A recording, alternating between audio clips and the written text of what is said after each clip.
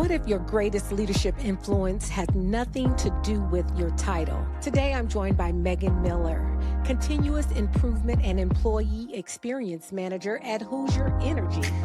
With experience spanning health and wellness, human resources, employee engagement, and process improvement, Megan understands how trust, collaboration, and relationships create real organizational impact. She's here to remind us that you don't have to manage people to lead them.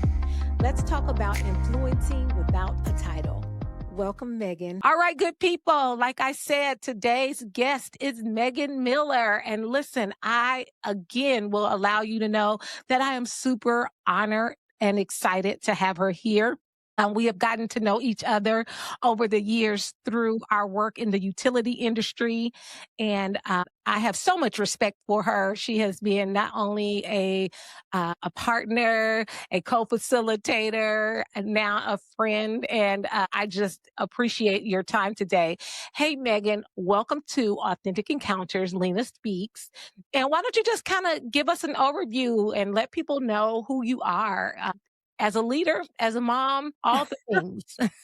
Yeah, sure. Well, first of all, Lena, thank you so much for having me on this podcast. It's been such a joy to see your journey and where you have gotten to and kind of what you've done with yourself, right? So Thank this you. is sounds cheesy, but it's sort of like a dream come true to be on a podcast with you. Uh-huh. um, Thank you, friend. so Gosh, where do I begin? I work for a G&T cooperative right now, and I've been there for 12 years. Before then, I had some experience in working in health and fitness. That's basically what I was trained to do in my undergraduate degree. And I did that in both Minnesota and Florida. So eventually moved from Florida to Indiana because I met my sweet husband. Um, and when I moved to Indiana, I sort of wasn't really sure what exactly I wanted to do. Should I pivot my career? Should I stay and work in what I had been trained? So I did stay in fitness and then eventually transitioned into HR. So I worked in human resources for about 5 years and then moved into this space. And that was when you and I met and kind of, Yeah. had worked together and facilitated. And so now I'm in process improvement, and my title is long and convoluted, right? It's got employee experience, continuous improvement. Um, but I guess outside of that, like you said, I'm a mom. Yes. So I do have two boys. They're not twins like yours. Uh, my, and they're a little bit younger. So my boys are getting ready to be in 5th grade and 7th grade. Aw, And sweet age.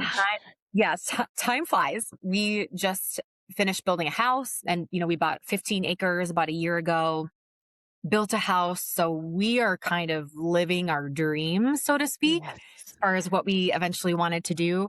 We love Southern Indiana. We love the community where we live and have built such a great kind of foundation here. We've got our friends and my husband's family.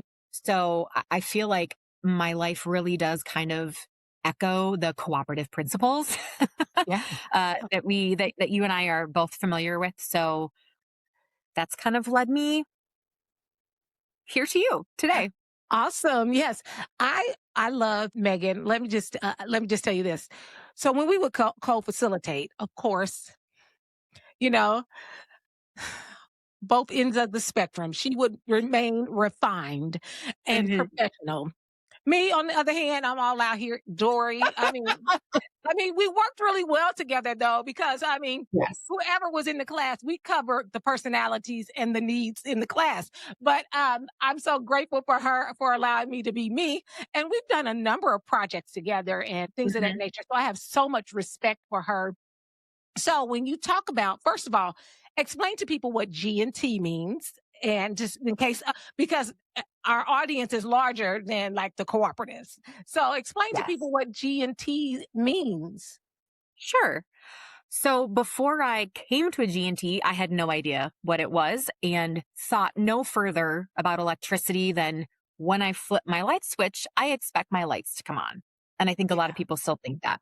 So a G&T is a generation and transmission cooperative, meaning you both generate or make the power, right? And then you transmit. So we have 17 member systems located across the southern part of the state who ultimately distribute the power to the end consumer, right? If that kind of makes sense. Hmm. So we're governed by a board of directors. It's a little bit different structure, and we're Yeah. technically a not for profit. Yeah. So, to answer your question, Yes, it does. Good stuff. Now, so when we talk about, so on Authentic Encounters, this platform is like, what does leadership look like across all facets of your life, right? Mhm. And so you talked about fitness, you talked about HR. Now you're Mm, into something completely different. yes. Yeah, right. And so, with that being said, talk to me about how you have changed and developed as a leader. So when we look back and we think about fitness, HR, now continuous improvements and all that good stuff, talk to us about how you have encountered and grown as a leader. What does that look like? One, in the workplace and then in other places of your life. Because I often tell people leadership doesn't shut off at 5 p.m. The environment in which you lead changes. So you've Mhm. talked about three different changes in your career. How have you grown as a leader? What does that look like for you? Sure. So there's been a lot of change, I think, throughout my career, and not just what industry I'm working in, but the location, right? Started in Minnesota, went to Florida, came to Indiana. And so I've had to really be flexible and adaptable to what my surroundings are, what the culture might be like, how people are a little bit different as you kind of move through these different geographical territories. But what I think has really changed the most throughout kind of my leadership career, um, like I said, is really being adaptable.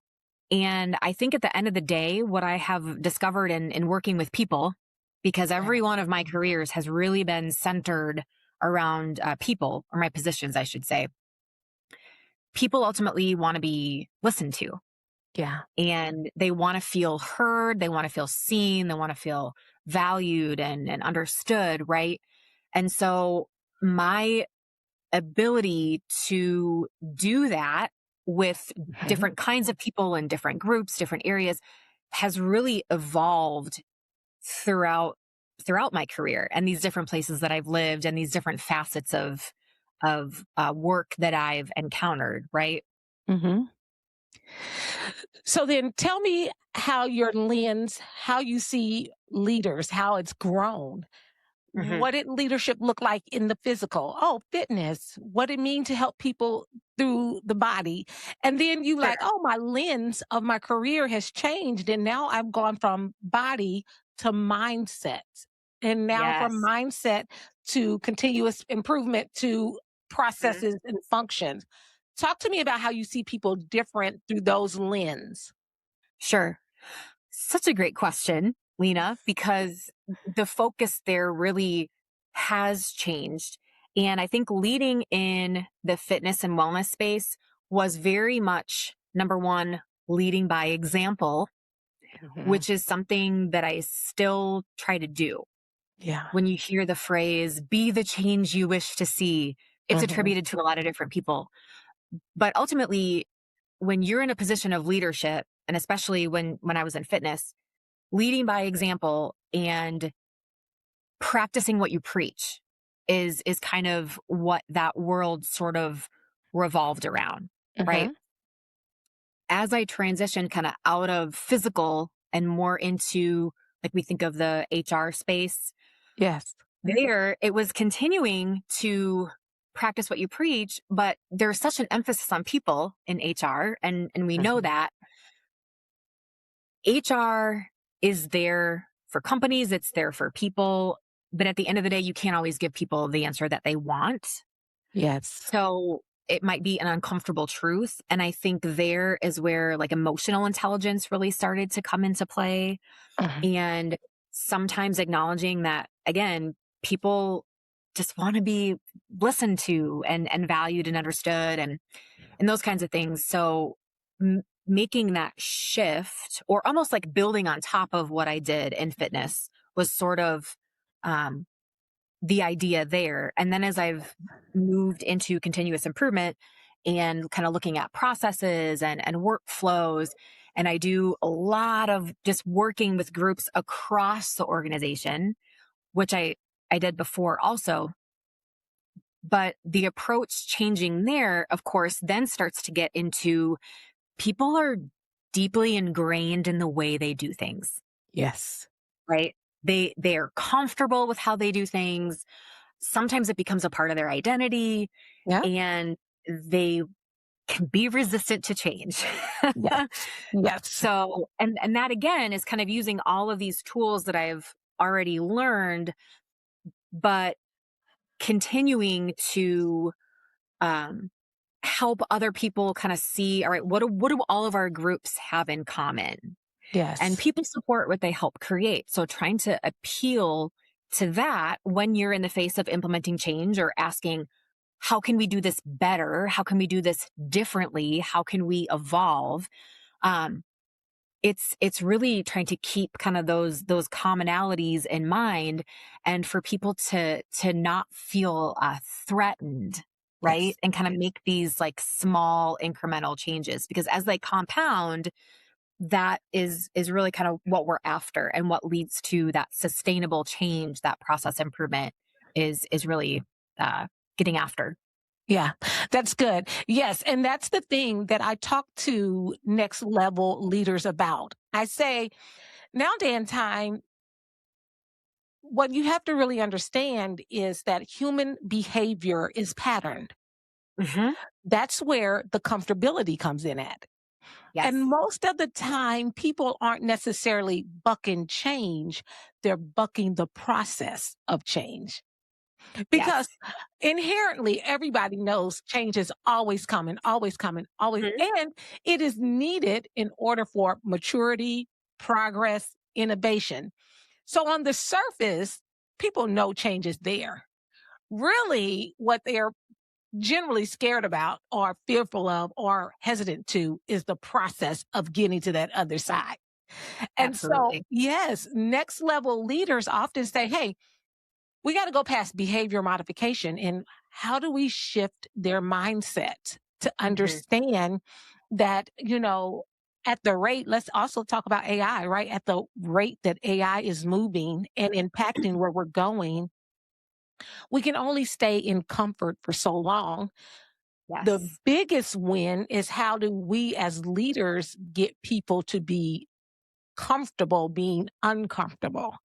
So, Yes. yes. So when you think about that, what are some of the tools or tips or things that you use when you're sitting with somebody and you're like, I already know, say you already have their assessments, you have that data. Mhm. Like one thing I like to tell people about assessments, they don't put you in a box. They tell you where you are. The data tells a story where you are. If you Mhm. don't like what it says, you can absolutely be coached, work on it, and things of that nature. But Right. data tells us stuff. So if somebody's doing DISC and it shows that they're more conscientious, or if it shows that they are more of that, fly off this, their handle. As a Mhm. leader, when you go to sit with them to talk about how they need to do something different for the sake of the organization, how do you actually get to that individual? Sure. And because I understand that, yes, there's a common language and things of that nature. But when we Mhm. sit with the competency and the capacity of the person in front of us, what do you do to adapt to that person so you can get them to move from comfort to the next stage?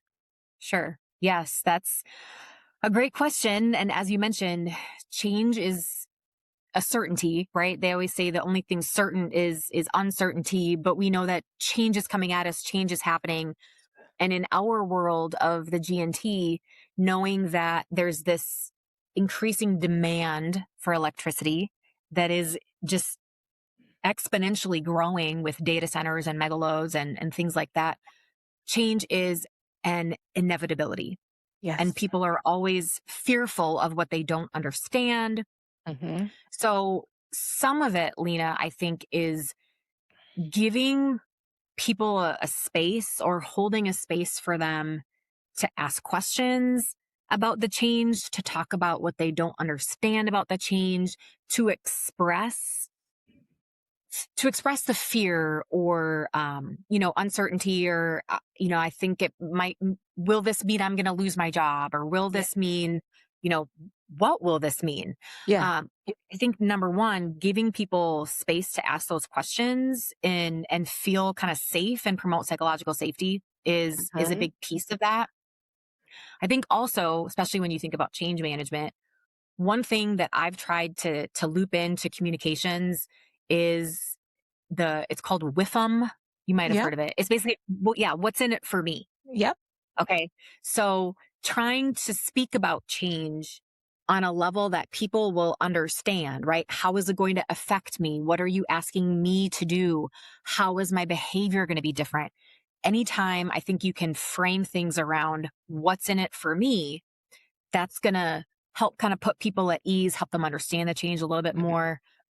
The last piece I would say about that is we're all guilty of having tunnel vision Yep. and kind of only seeing things through our lens. But everyone has their own lens that they see the world through and their own, set of experiences.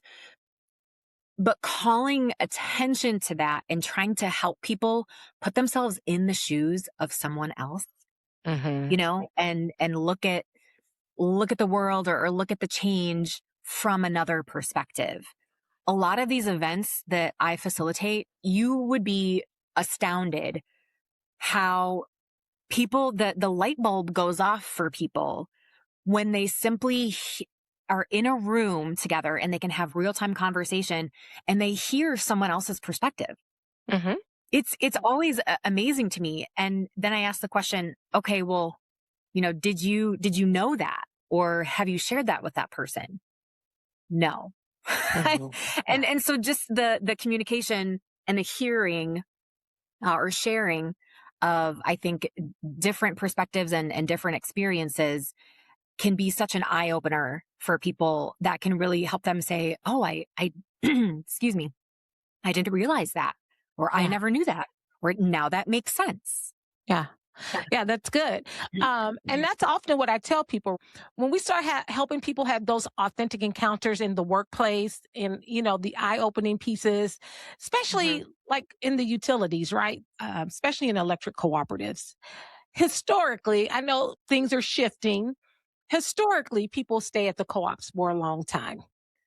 It's changing. We get it. Like no longer is it like 30 or 40 years or 20, you know what I'm saying? But it's still a place where there is some level of consistency in things of that nature. So, how are you often um, in an industry where people have been around for a while,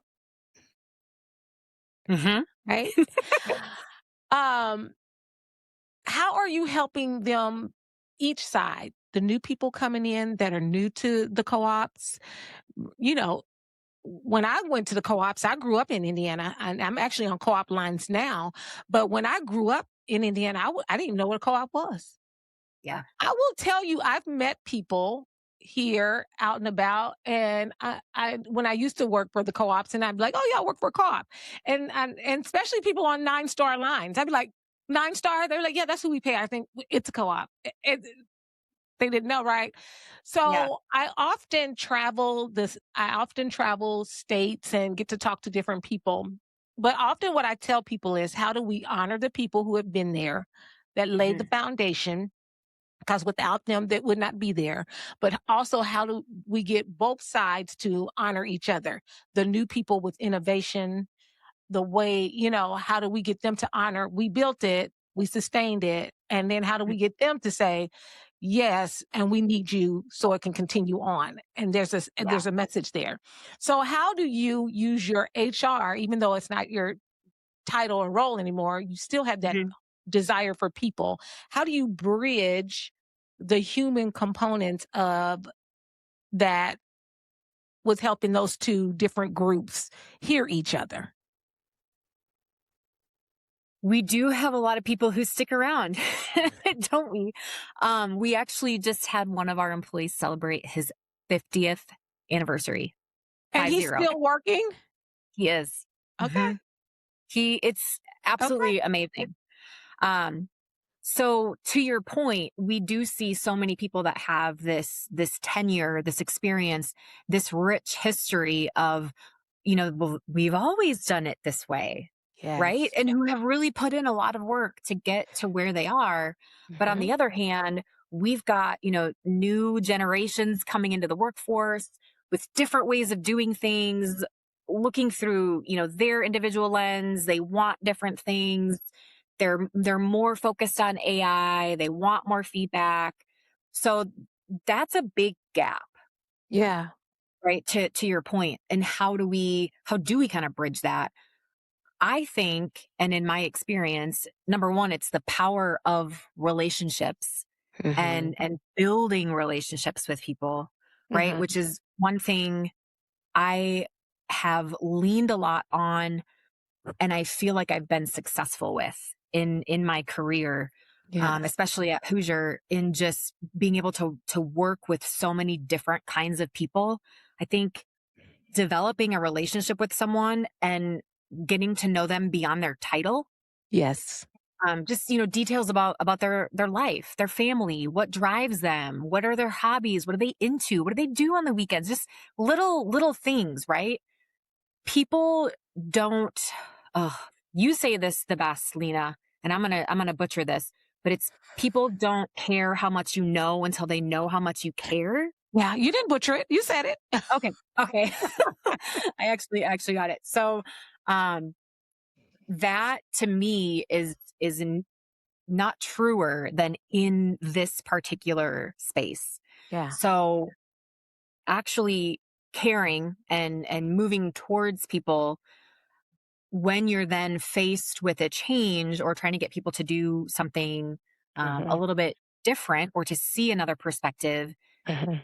because you have that relationship already, Yeah. it just, I don't know if it's like a safety thing or Yes. because of their respect that Mhm. your mutual respect, they will consider another perspective or they'll look at how to do something differently. Mhm. uh, People who feel like they're just a number, Yeah.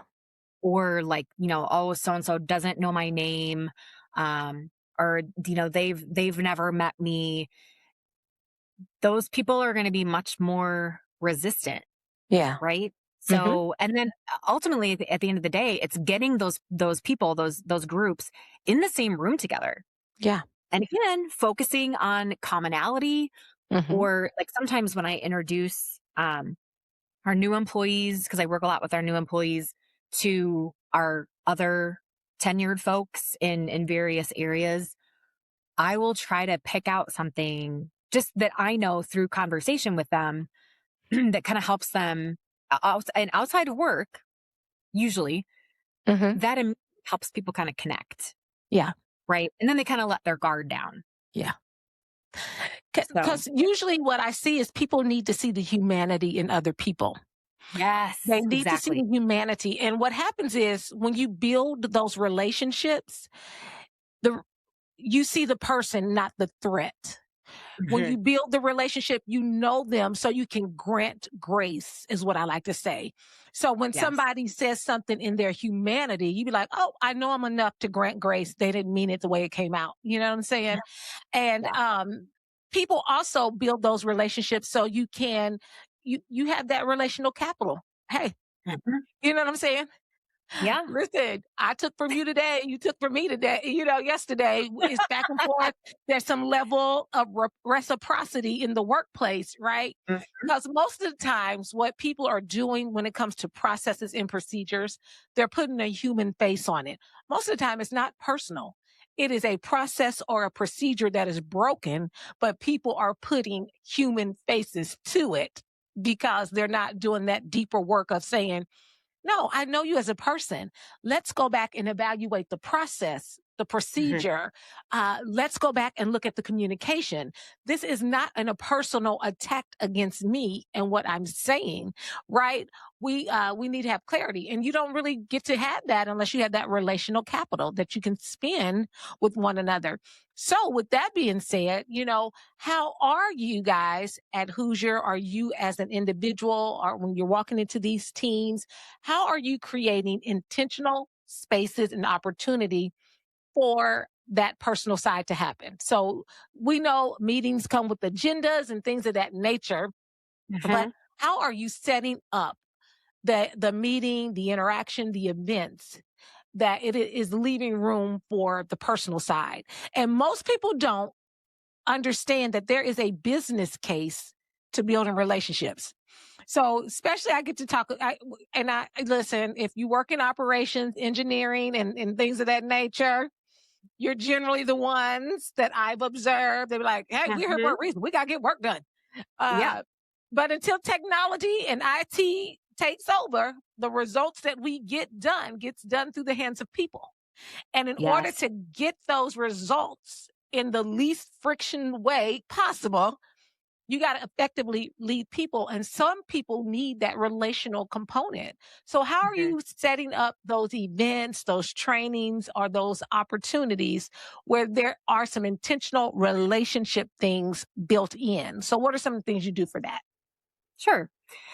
So I facilitate and host kind of a wide range, right? So I wouldn't say that in a lessons learned workshop, I do the exact same thing as I might do in a strategy event. Or when I'm hosting a lunch and learn, do I do the same things as a more formal presentation, right? But Hmm. I'll always remember in our facilitation days, Lena, you had connection before content. Yeah. And that is still something I don't call it that anymore, but that's still Yeah. something that I try to build in. It could be Yes. something as simple as like who's who in the room, Yeah. making sure that everybody knows who each other is, what is your role? How long have you been here? Yeah. Um, my preference is really to never have just a one way, like I'm talking at people, right? Yes. I like Yes. it to be two-way. And so Mhm. however I can embed, excuse me, activities for engagement or for Yes. people to make those connections on those deeper levels other than just like Mhm. surface, then I try to do that. So like a lunch and learn, I'm going to be offering activities and have people breaking out in small groups.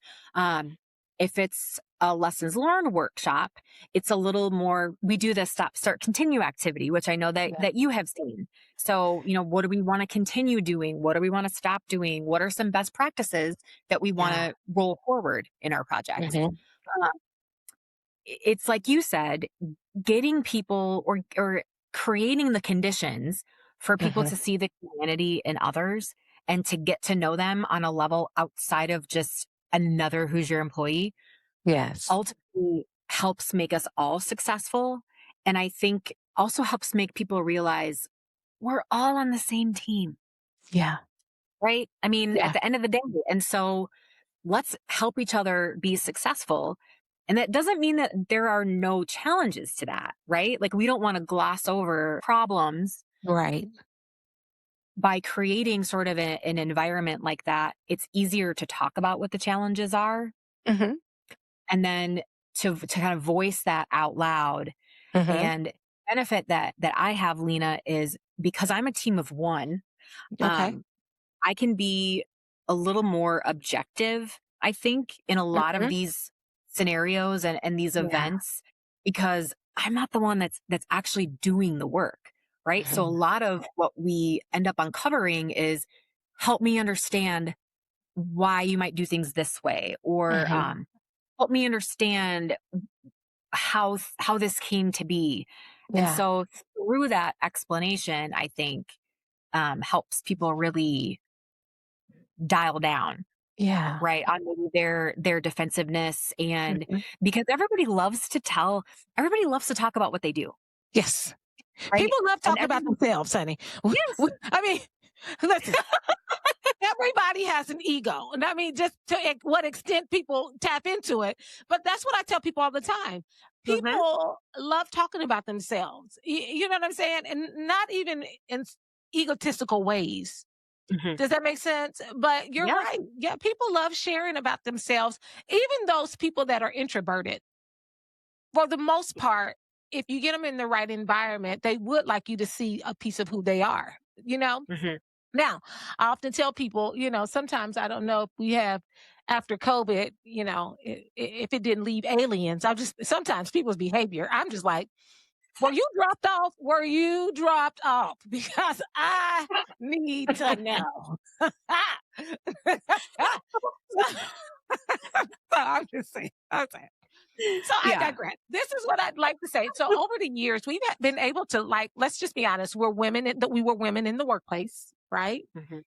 And having to think about our career, we both seen each other through different areas of promotions within that.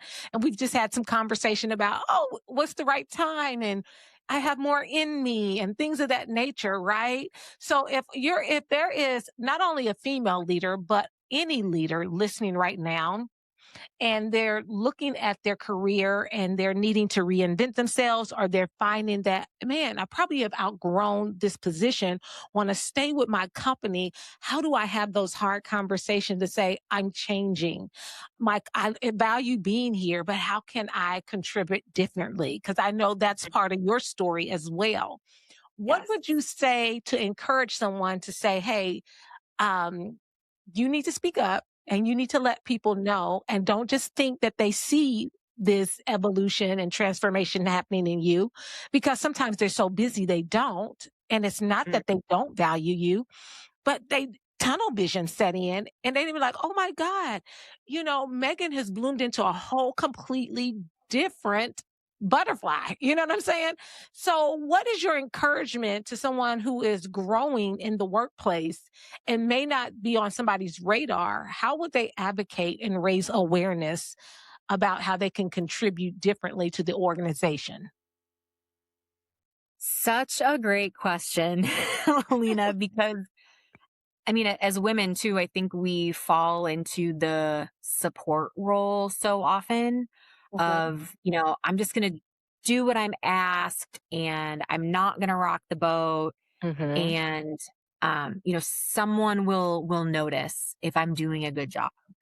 Yes. And I guess, first of all, what I would say is you can't leave those opportunities to chance and to Yes. someone else saying, "Oh, she's doing a really great job. Let's do this other thing." Now, I have been on the receiving end of that, and Mhm.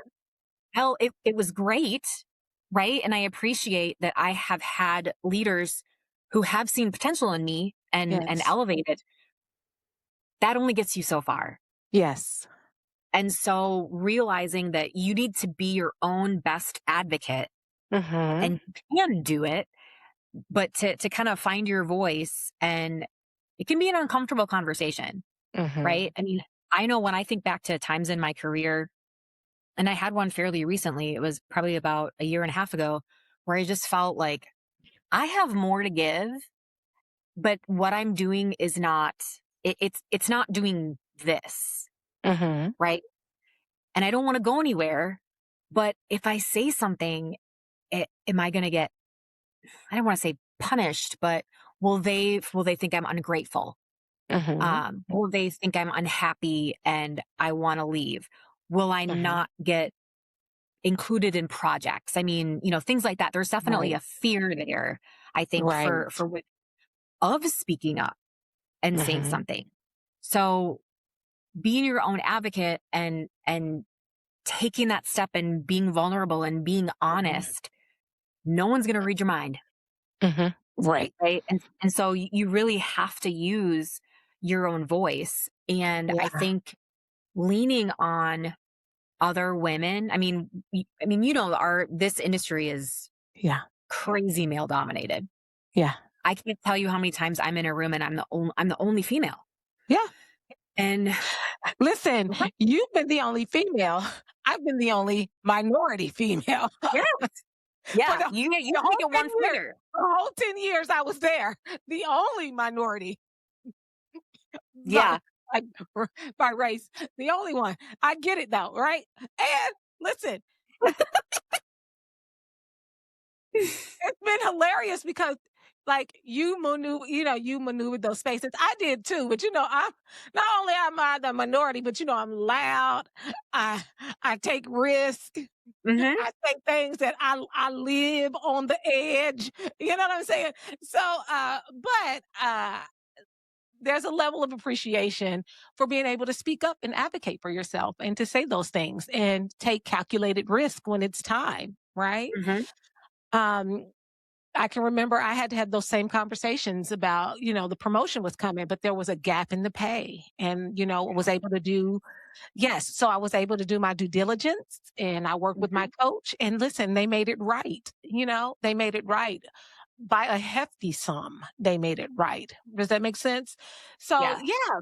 So as we think about you know, kind of just wrapping up and, lessons learned. What are some key takeaways for you right now as a leader that if you were standing in front of a group of other leaders that you'd say right now in today's world, whether you have the title you want or not, but you Mhm. have all the influence because we all have influence.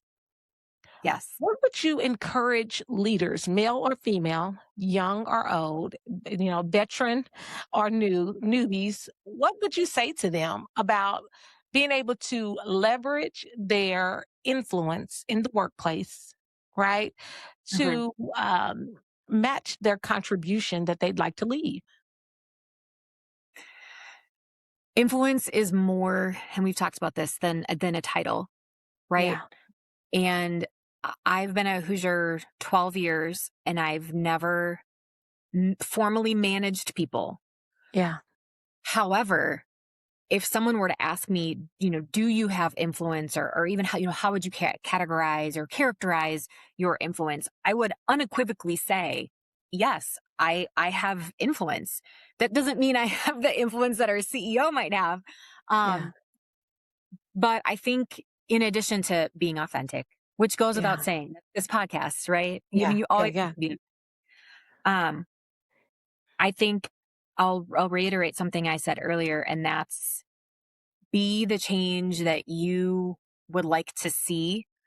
Um, yes, when I think of, influence and how I can impact what we're doing or how I can further, Hoosier's mission, how can I make a difference?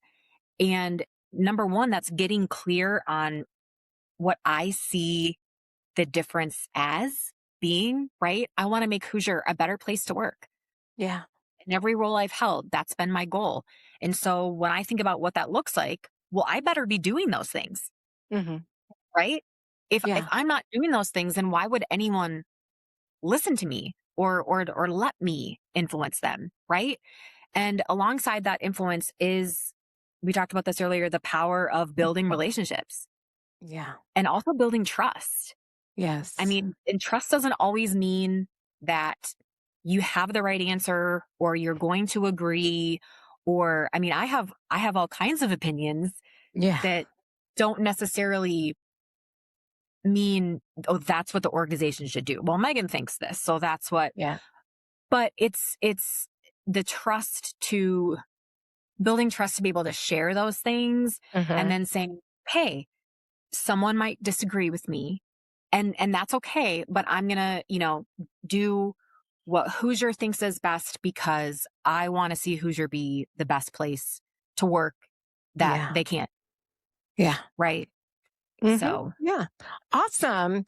Listen, Megan Miller, I'm super excited that you stopped by to have these conversations with us.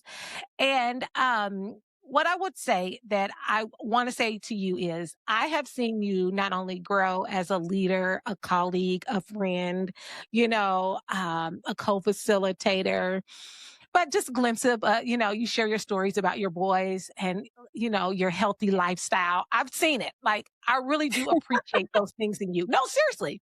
I'm Thank down 51 pounds, but I will tell you, Whoop, whoop. uh, I know. Whoop, whoop. I will say that I've always counted it an honor and just a privilege. We've had fun. We've had good conversations. We've iron sharpened iron together. So I Mhm. want you to know that that is why I felt really good to invite you because people need to know. I've seen the level of influence that you have in your organization. You don't have to manage people, but your impact is company wide and the breadth of your impact, the level of respect that people have for you, you know what I'm saying? None of that has to necessarily come with managing people. Yeah. Sometimes managing people locks you into a certain group.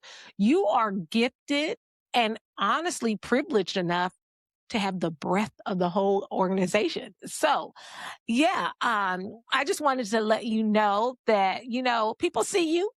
People game recognize game. I'm just like, and